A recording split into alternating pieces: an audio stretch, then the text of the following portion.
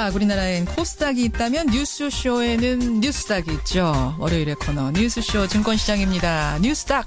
오늘도 두 분 나오셨습니다. 세밀의 정책연구소 허성무 소장님 어서 오세요. 예, 반갑습니다. 바른정당 노원병 당협위원장 이준석 위원장님 어서 오세요. 네, 안녕하세요.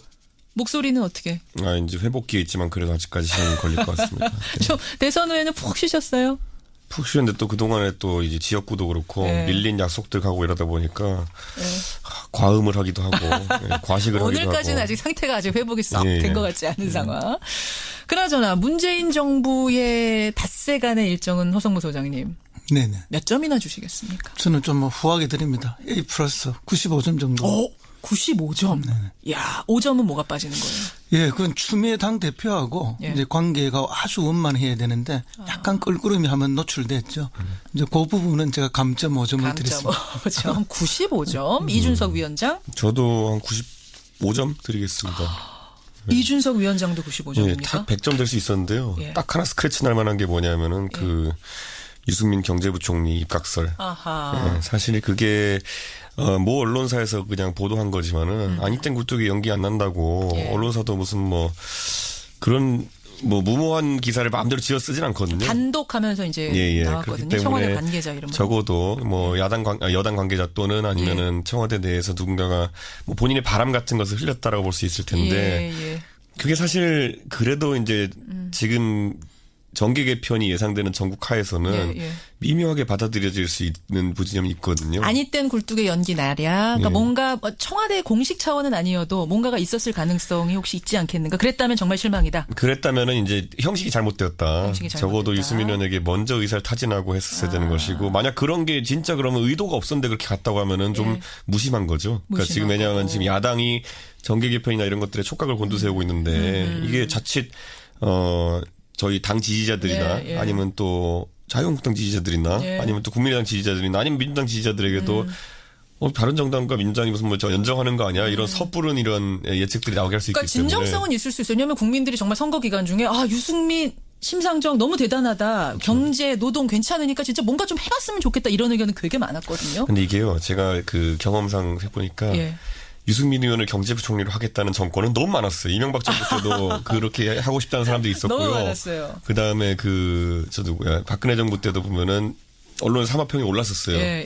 결국은 그런데 안 되더라고요. 안 돼요. 그 성격을 어떻게 대통령이 하겠습니까? 그 성격이 어떤데요? 할 말 다 하고 깐깐하게 이렇게 하는 성격을 감당하기 힘듭니다. 그래서 결국 안 됐었다. 아니 근데 그 후보의 개인적 성격도 성격이지만 결국은 어쨌든 대선 후보를 했던 사람 아닙니까? 그렇죠. 당이 작다 해도 그럼 이제 같이 경쟁을 한 반열에 있던 사람이기 때문에 쉽지 또 않죠. 그에 걸맞는 그 또 위상이 있어서 그런 것들에 대한 예우가 또 좀 필요하다. 그렇죠. 저희는 그냥 그걸 보고 그냥 뭐 좀 그런 거 좀 하지 말고 좀 조심스럽게 합시다라고 그냥 논평 내고 말았지만은 정의당은 거의 난리가 났더라고요. 심상정 그 후보 이제 언급되니까 뭐 나경치 대표 같은 경우에는 강하게 이제 뭐 글을 올리기도 했고. 당이 더 이제 소규모일수록 흔들릴 수 있다 이 말씀이죠. 그렇죠. 사실 정의당 입장에서는 이렇게 뭐 그런 것에 동조해주면은 스리슬쩍 정체성을 잃어버릴 수 있는 부분이 있기 때문에. 사실은 이제 질문을요. SNS에서 워낙 많이 돌았기 때문에 이런 이게 얘기가 되는 겁니까 하고 제가 질문을 박영선 의원한테 드렸던 건데 그분도 이제 말하자면은 10만 명이 추천하면 누구든지 열려 있습니다라는 10만 명 추천제를 설명하는 과정에서 뭐든지 안 되는 건 없다 이런 의미였던 그렇죠. 건데. 열려 있다는 거죠. 그렇죠. 이제 그 다음 날 실제로 얘기가 오갔다 이런 기사가 한겨레에 나오고 뭐 이러면서 얘기가 커지어 간 거죠. 그런데 이제 국민들의 바람은 있죠. 이렇게 짜면은 이게 드림팀이 되고 좋지 않겠네. 국민들의 바람은 순수합니다. 그 바람 때문에 더 정폭된 그런. 국민들은 정치공학적으로 생각하시는 거 아니니까. 근데 약간 그런 느낌이 있어요. 그렇게 만약 베스트 멤버로 차리면은 그 소위 말하는 김태희 씨의 눈, 전지현 씨의 뭐 이런 뭐 이게 모든 조합하면은 사실 최고의 미인이 나오냐 또 하면 그건 아니거든요. 그러니까 하나의 스타일이라는 게 있어야 되는 건데. 정치란 것도 단순한 게 아니고 항상 계산을 해야 되다 보니까 이게 쉽지 않았다는 거. 자, 그래서 95점 얘기하다 우리 이렇게 됐죠. 전 점수 후하게 줬습니다. 어쨌든 95점. 자, 상한가부터 들어갑니다. 허성무 소장님. 저는 이낙연 총리 후보 내정자. 상한가. 뭐 알겠습니다. 이준석 위원장. 저는 국민의당의 의원들을 언급하겠습니다. 잠깐만요. 이거 상한가인데? 예. 민주당 아니고 국민의당 맞습니까? 뭐 당은 좀 약간 난감한 상황이 되어도 의원 개개인들의 몸값은 높아지는 상황입니다. 잠깐 기다리세요. 허성무 소장이 골라오신 이낙연 후보자는 뭐 이해가 되네요. 예, 그렇습니다. 이번 주에 또 화제가 될 수밖에 없는 게 뭐 많은 화제가 쏟아지고 있지만은 이제 청문회를 앞두고 있기 때문에 여러 가지 검증을 위한 이야기들이 나올 수밖에 없고 그러다 보면 자연히 이제 최고의 화제가 되는데 어쨌든 문재인 대통령이 선거 과정에서 반드시 비영남 인사 그리고 구체적으로 호남 인사를 이야기했는데 그렇게 이제 낙점이 되신 분인데 이분이 사선 국회의원을 이미 하셨고 그렇죠. 또 전남 지사를 하고 있기 때문에 정치와 행정 경험이 풍부합니다. 그런데 그 전에 뭘 하시는가 하면 언론사 기자를 했어요. 맞아요. 그 기자 하실 때 동아일보인가요? 예. 꽁꽁 깐깐 뭐 젠틀하지만 그런 특징이 있었죠. 근데 정치하시면서 많이 부드러워지고 스킨십이 아주 커지면서 이렇게 골고루 이렇게 겸비된 분이에요. 여야를 다 그렇죠. 막론하고. 그리고 이제 뭐 이번에 그 아들 군 병력 문제에서 보셨지만 뭐 군에 갈 수 없는 사정이 됐는데 거꾸로 군에 보내겠다고 백무청에 탄원서를 보내는 하고. 이런 것들이 철저하게 준비되어 있는 또 자기 관리가 철저한 그런 사람이다. 그런데 이제 더 중요한 것은 이 주량이 막걸리 5통 내지 6통이라는 거예요. 보통 한 자리에서? 보통 사람은 2-3병 먹고 나면 꽉 취하거든요. 그러니까 그것도 잘 먹는 사람이죠. 그렇죠. 그러니까 보통 사람 잘 먹는 사람이 2배 이상의 주량을 갖고 계시니까 이걸 통해서 굉장한 스킨십을 그 지사 때 하고 계셨다는데 이제 물론 술이 뭐 자랑은 아니지만 그게 이제 스킨십을 하기 있는 매개로 쓰시는 건데 그런 소통과 스킨십이 있다면은 총리로서 책임 총리 지금 갈 거 아닙니까? 여야를 넘어서 또 공직 사회 전체를 잘 아우를 수 있지 않을까? 아니 어제 제가 이제 안민석 의원님만 듣기로는 굉장한 술적으로는 캐릭터가 있으시다고 하는 게 무슨 캐릭터? 되게 이제 잘 취하신다. 이건 뭐냐면은 흥을 잘 이렇게 돋구신다. 하지만 절대 주사는 없다. 그건 또 철저한 자기 관리. 굉장한 장점이 이 두 가지가 결합된 최고의 극강의 그 친교 캐릭터라고 합니다. 극강의 친교 캐릭터 이낙연 내정자. 그러면 이준석 위원장도 이 인사 괜찮게 보세요. 왜냐하면 제가 왜 질문 드리냐면 바른정당에서 한 가지를 지적했어요. 뭐냐면 현직 전남지사 아니냐. 그러면 전남은 어떻게 되는 거냐. 부득이하게 공석이 될 텐데 1년 동안 홍준표 지사 케이스랑 비교하면 어떻게 되는 거냐 이거 지적했잖아요. 당 차원에서. 그런데 지금 시점에서 이제 새 정부 출범할 때 어떤 인사들을 최고 인재풀로 구성하는 과정 속에서 뭐 어차피 보궐선거가 생기는 것도 아니고 이러다 보니까 그 정도는 뭐 이해할 수 있다는 생각이 들고 바른정당이 그 정도 지적했다는 거는 사실 큰 다른 문제가 없다는 것을 의미하는 것이기 때문에 저는 뭐 사실 저희가 뭐 물고 들어져 가지고 뭐 임종석 실장이나 사상 검증하고 이런 것까지 가지는 않거든요. 바른정당은 되게 그렇게 돼 있고 저는 약간 이제 그 이낙연 총리 후보자 보면서 무서웠던 게 긍정적 의미에서 무서웠던 게 그 탄원서 있잖아요. 탄원서. 우리 아들 보내주십시오 군대. 그게 이낙연 그 당시 의원이죠. 그 얼마나 법대 나오셔가지고 다 아시잖아요. 이게 탄원서 넣는다고 들어갈 수 있는 건 아니라는 거를. 근데 그때부터 이제 그런 어떤 본인의 공직 활동에 있어가지고 나중에 혹시 문제 생길 거에 대해 대비해왔다는 게 저는 그렇게 깔끔하게 준비해 오시는 분을 못 본 거예요. 그러니까 보통 뭐 아예 뭐 어차피 그냥 뭐 병역 판정 받은 건데 문제 없잖아 하고 나중에 가서 해명하지 이렇게 가는데 나중에 내가 총리가 되든 대통령 도전하든 이거 문제가 되겠구나라는 생각을 했을 수도 있다. 심지어 그 탄원서도 굉장히 글을 심혈을 기울여 쓴 느낌이 들더라고요. 그래가지고 이분 철저한 분이구나. 탄원서는 원래 그렇게 씁니다. 그렇게 쓰는 거고 저도 옛날에 남의 탄원서를 굉장히 많이 써준 적이 있습니다. 탄원서 전문이시군요. 30년 전에 어디 있을 때. 그래요. 그런데 이제 뭐 어쨌든 그 방금 전남 그 도지사를 간두는 것 때문에 걱정하셨다는데 이런 경우에는 오히려 이제 정반대의 경우죠. 전남도민이든 강주시민이든 호남 주민들이 오히려 더 강력하게 바라고 소망하는 것이기 때문에. 그러니까 홍준표 지사 같은 경우도 절차대로만 했으면 괜찮은데 꼼수를 써가지고 지적을 받은 거잖아요. 사실은. 다 법에서 정해진 거 그대로 하면 되는 건데. 그러니까 지사다 나간 그 자체를 뭐라고 한 건 아니었어요. 그렇죠. 그때도. 그리고 이번에는 오히려 호남 주민의 기대가 굉장히 크지 않습니까? 알겠습니다. 저는 이번에 그리고 뭘 느꼈냐면요. 이거 전남지사를 어쨌든 그만두시고 가셨잖아요. 이낙연 지사가 솔직히 굉장히 도정을 잘하셨기 때문에 다음번에 재선이 거의 확실시되는 상황이었잖아요. 그래요. 그런데 여기서 이제 이낙연 지사가 빠져줬다는 거는 사실 호남 쪽 이제 현역 의원이나 전현직 의원들에게 던지는 메시지도 큽니다. 내년 지방선거를 앞두고 거기 이제 경쟁을 뛸 수 있는 인사들이 많아졌다는 걸 의미하기 때문에 정치적으로 보면은 약간 일타 양피라고 할 수 있는 그런 좋은 수였다. 그래서 그렇게? 아마 이거는 국민의당에 대한 어떤 국민의당 호남계 의원들에 대한 배려 차원일 수도 있다. 의미도 좀 있을 것이다. 국민의당에 왜냐하면 지금 호남 다선 의원들이 좀 있잖아요. 그렇죠. 그분들 같은 경우에는 충분히 이제 민주당으로 와서 지사 레이스에 한번 뛰어볼 만한 가능성도 생깁니다. 그런 걸 던지는 더 거다. 재미난 게요. 저기 이번에 그 국민소통 그 수석된 윤찬영 그 수석이 있지 않습니까? 예. 이분이 이제 초임 기자 시절에 우리 부장이 바로 이낙연 지사 내정제래요. 그래요? 네, 그래서 뭐 엄청나게 훈련을 시켰다는 소문이 있어요.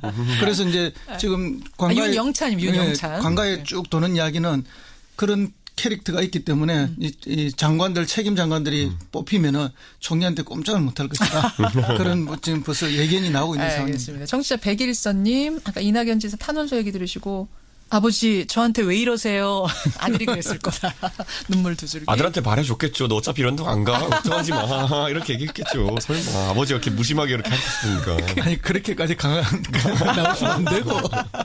어쨌든 상한가입니다. 이낙연 지사. 자, 상한가 이준석 위원장은 국민의당 의원들을 뽑아오셨는데 여기는 좀 갸우뚱해요. 상처가 큰 당인데. 그렇죠. 그런데 당이 이제 소위 말하는 국민의당이 지금까지는 우리가 인식하기로 안철수 후보를 중심으로 좀 뭉쳐있는 당이었다. 뭐 그 안에서 개파가 여러 존재한다는 이야기도 있었지만 결국 그걸 묶어주는 건 안철수 후보의 개인의 뛰어난 경쟁력이거든요. 그런데 그것이 이제 일시적으로 사라짐에 따라 가지고 대선이 끝나면서 그래서 아마 지금 90력보다 원심력이 작용할 가능성이 높다. 그랬을 때 민주당 입장에서는 소위 말하는 호남 지역 의원들을 골라받는 것이 지금 정계 개편에서 첫 번째 단계일 것이기 때문에 호남 지역 민주당 의원 중에 뭐 대선 때 아주 열심히 이렇게 뭐 문재인 대통령을 뭐 속된 말로 공격했던 사람들 말고는 다들 내심 기대를 좀 하고 있을 겁니다.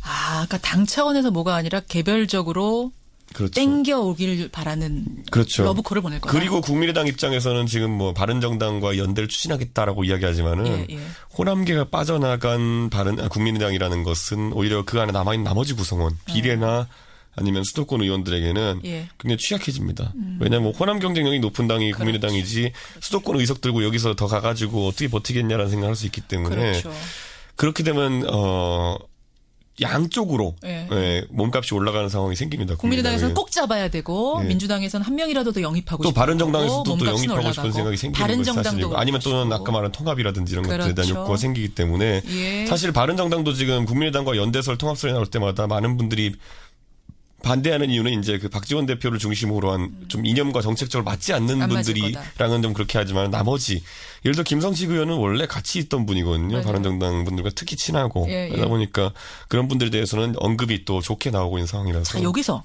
정말로 얘기가 오가고 있습니까? 물밑에서? 통합의 논의? 개인 단위로는 그냥 밥 먹다가 그냥 얘기할 수 있겠지만은 이게 당대당으로는 안 될 거고요.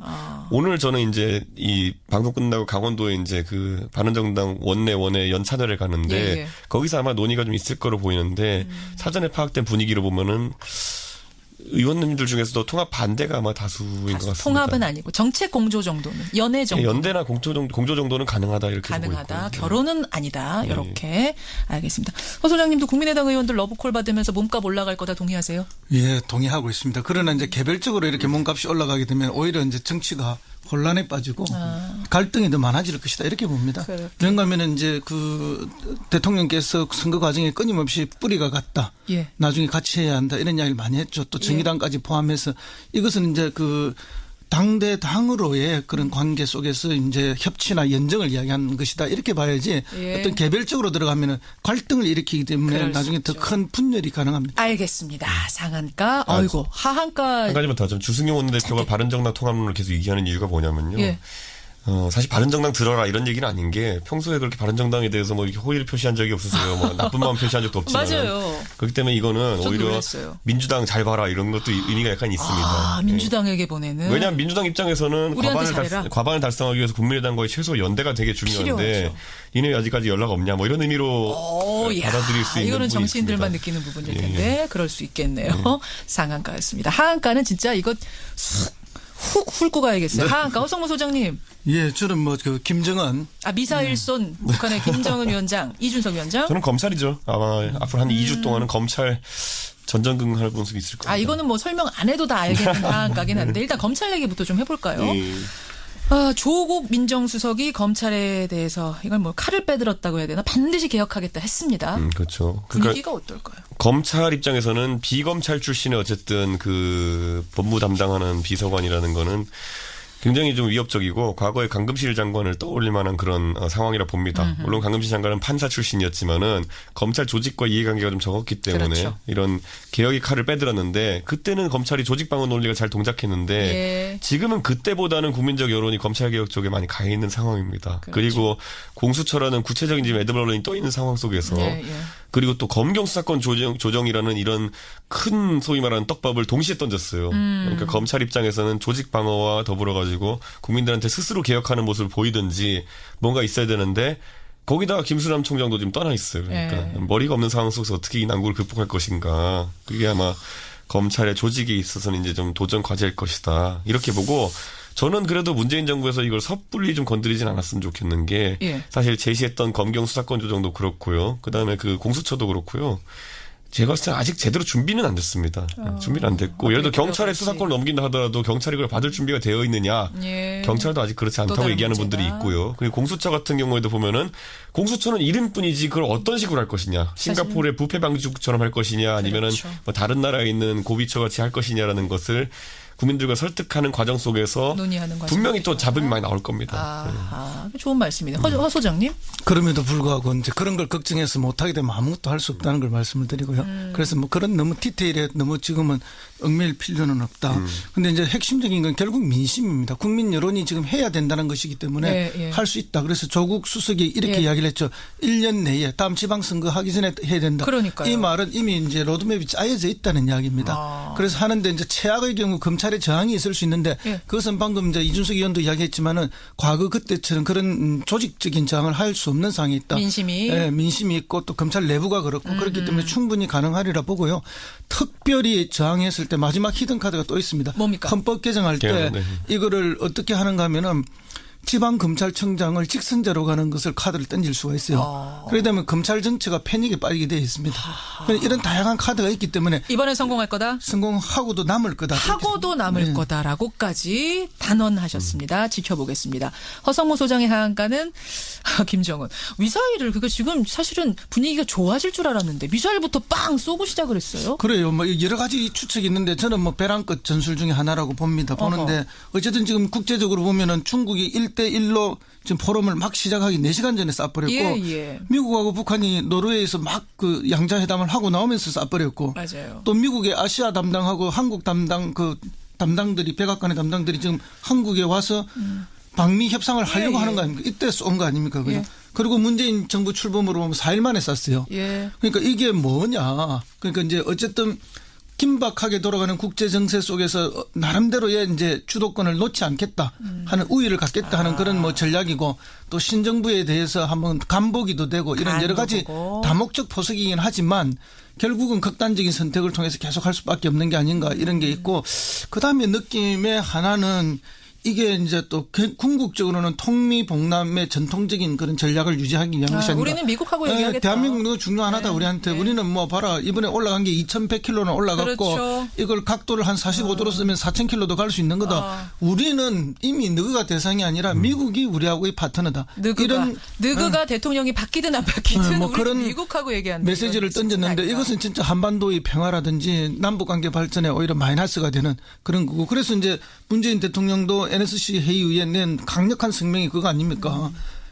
북한에 대해서 오판하지 말라고 강력하게 이렇게 규탄했고 그럼 당신들의 태도 변화가 없다면은 남북 관계 개선 곤란하다 이렇게 분명하게 잘라버렸죠. 오판하지 말아야 됩니다. 오판하지 말아야 됩니다. 그나저나 2635님, 허 소장님 문정부에서 아직 연락이 없습니까? 계속 없을 겁니다.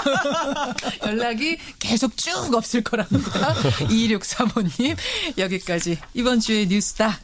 세밀의 정책연구소 허성무 소장, 바른정당의 이준석 노원병 당협위원장 두 분 고생하셨고요. 오늘 또 꽉 찬 뉴스 고맙습니다. 네, 감사합니다. 네, 감사합니다. 뉴스닥이었습니다. 이제 더 중요한 것은 이 주량이 막걸리 5통 내지 6통이라는 겁니다. 보통 한 자리에서? 예, 보통 사람은 두세 병 먹고 나면 꽉 취하거든요. 그러니까 그것도 잘 먹는 사람이죠. 그렇죠. 그러니까 보통 잘 먹는 사람이 두 배 이상의 주량을 갖고 계시니까 이걸 통해서 굉장한 스킨십을 그 지사 때 하고 계셨다는데 이제 물론 술이 뭐 자랑은 아니지만 그게 이제 스킨십을 하기 있는 매개로 쓰시는 건데 그런 소통과 스킨십이 있다면은 총리로서 책임 총리 지금 갈 거 아닙니까?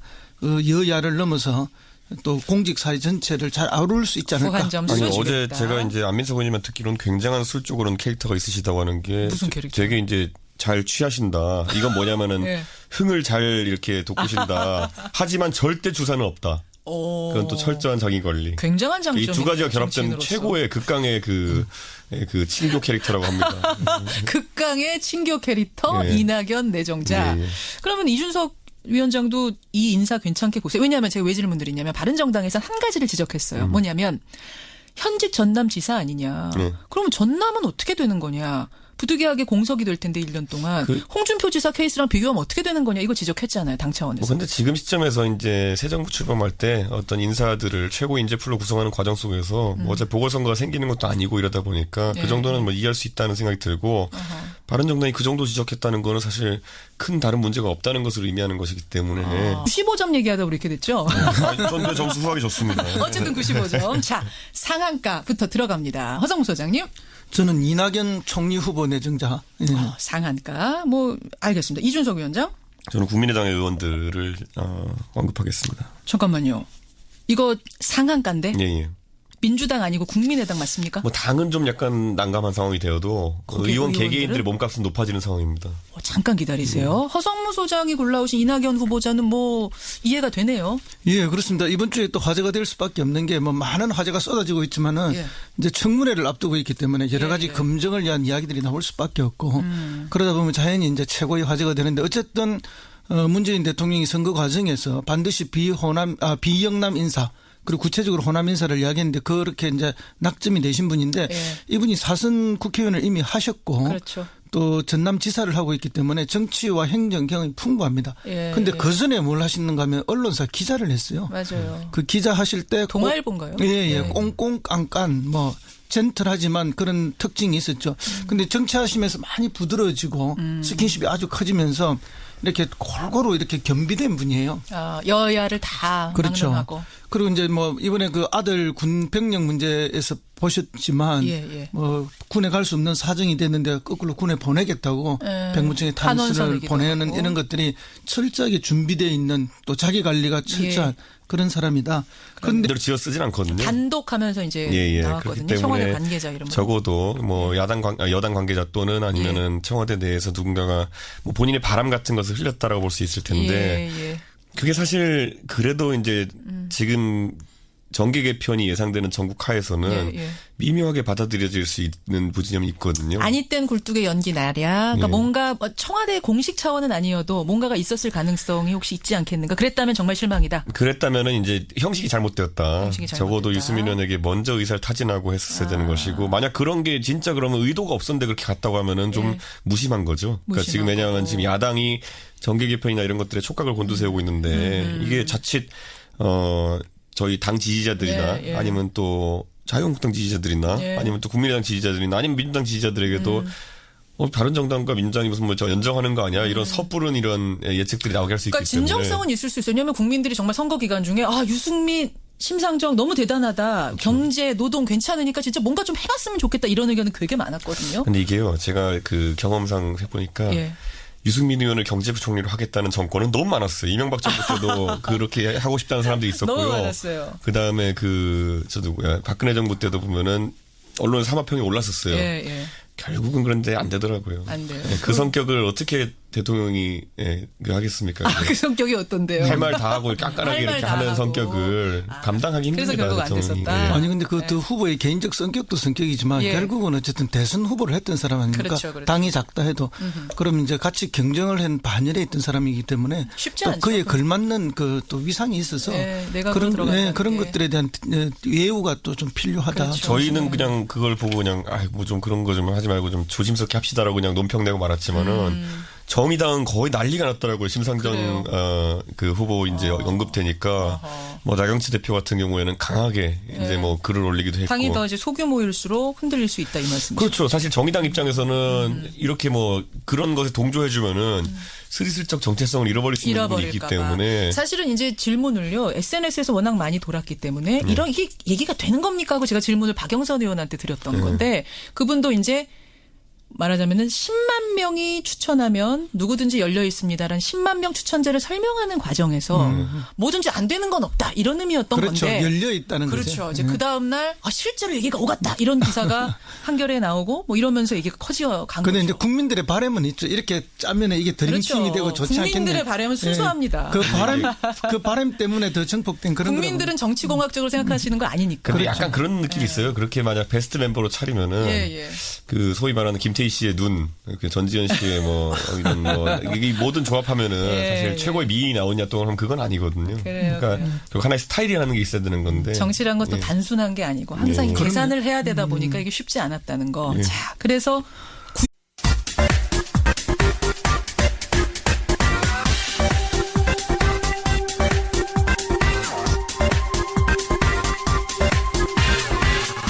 미국엔 나스닥, 우리나라엔 코스닥이 있다면 뉴스쇼에는 뉴스닥이 있죠. 월요일의 코너 뉴스쇼 증권시장입니다. 뉴스닥. 오늘도 두 분 나오셨습니다. 세밀의 정책연구소 허성모 소장님 어서 오세요. 예, 반갑습니다. 바른정당 노원병 당협위원장 이준석 위원장님 어서 오세요. 네, 안녕하세요. 목소리는 어떻게? 이제 회복기에 있지만 그래도 아직까지 시간이 걸릴 것 같습니다. 저 대선 후에는 푹 쉬셨어요? 푹 쉬었는데 또 그동안에 또 이제 지역구도 그렇고 밀린 약속들 가고 이러다 보니까 과음을 하기도 하고 과식을 하기도 하고. 오늘까지는 아직 상태가 아직 회복이 썩 된 것 같지 않은 상황. 그나저나 문재인 정부의 닷새간의 일정은 허성무 소장님. 네네. 몇 점이나 주시겠습니까? 저는 좀 뭐 후하게 드립니다. A 플러스 95점 정도. 95점. 네네. 야, 5점은 뭐가 빠지는 거예요? 예, 그건 추미애 당 대표하고 이제 관계가 아주 원만해야 되는데 약간 껄끄러움이 하면 노출됐죠. 이제 그 부분은 제가 감점 5점을 드렸습니다. 5점, 95점. 이준석 위원장? 저도 한 95점 드리겠습니다. 이준석 위원장도 95점입니까? 예, 딱 100점 될 수 있었는데요. 딱 하나 스크래치 날 만한 게 뭐냐면은 그 유승민 경제부총리 입각설. 예, 사실 그게 모 언론사에서 그냥 보도한 거지만은 아니땐 굴뚝이 연기 안 난다고 언론사도 무슨 뭐 그런 뭐 무모한 기사를 막